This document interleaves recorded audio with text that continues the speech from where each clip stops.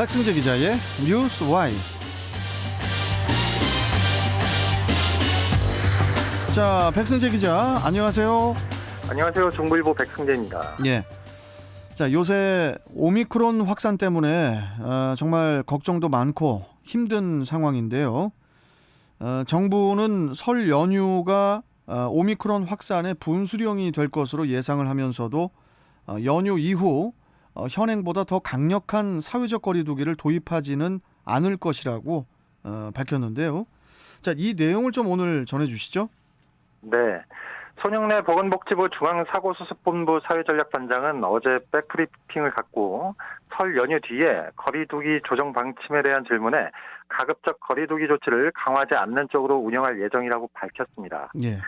사적 모임 인원을 최대 6명으로 식당, 카페 등 영업시간을 오후 9시까지로 제한하는 현행 사회적 거리두기는 지난 17일 시작했고 다음 달 6일 종료되는데요. 정부는 주말을 포함해서 오는 29일부터 다음 달 2일까지 이어지는 설 연휴가 지나면 다음 달 6일 이후 거리두기를 어떻게 조정할지 결정을 해야 합니다.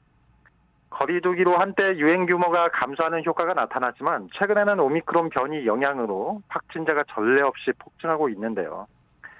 지난주에 국내 우세종으로 자리 잡은 오미크론이 확산하면서 어제 0시 기준 국내 신규 확진자는 14,518명으로 역대 최다치를 기록했습니다. 예.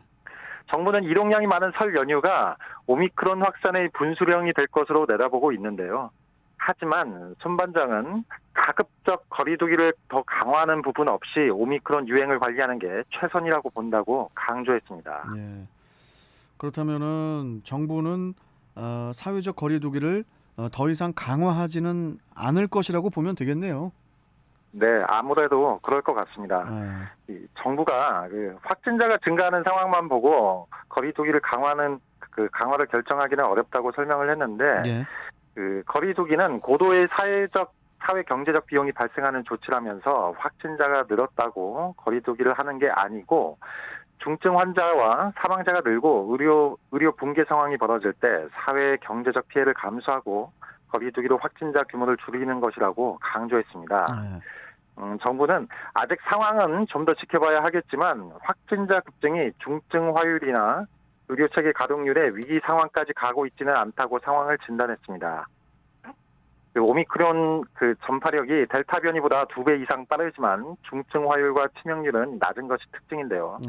확진자 규모가 커지면 위중증 환자로 늘어날 수밖에 없지만 아직은 확진자의 급증 영향이 위중증 환자 증가로 이어지지는 않는다고 설명했습니다. 정부는 최근 확진자가 급증하자 거리두기를 강화해야 한다는 요구가 나오는 것에 대해서 방역 당국으로서는 곤혹스럽다 이렇게 밝혔는데요. 2, 3주 전까지는 거리두기와 방역 패스를 해제해야 한다는 요구가 컸는데 양쪽이 다 조급한 것 같다 이렇게 설명을 하면서 확진자 수뿐만이 아니라 위중증 환자 수, 의료체계 여력을 종합적으로 검토해서 결정하겠다고 밝혔습니다. 예. 자, 그러면은 이 오미크론에 대해서 좀 더 자세히 좀 알아봐야 할 것 같은데요. 네네. 이 오미크론에 감염됐을 때의 증상, 또 경과 등에 대한 관심도 커지고 있는데요. 이 오미크론에 감염될 때 어떤 증상을 겪게 되는지 이 부분도 좀 설명 좀 해주세요. 네. 질병관리청이 어제 오미크론 특집 브리핑을 개최했는데요. 여기에서 이제 나온 의료계 전문가들이 설명한 내용을 잠시 살펴보겠습니다.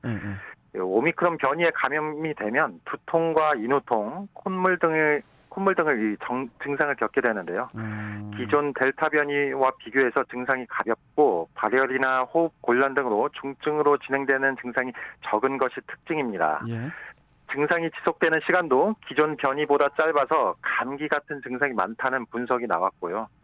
그리고 질병청 유튜브에서 생중계된 이날 브리핑에서 오미크론에 대한 국민 궁금증에 답하는 시간을 계속 가졌었는데 정재훈 가천대 의대 예방의학과 교수는 오미크론 확산에 따른 확진자 증가 전망과 관련해서 전문가 대부분이 10만 명 이상으로 정점을 전망한다고 밝혔습니다.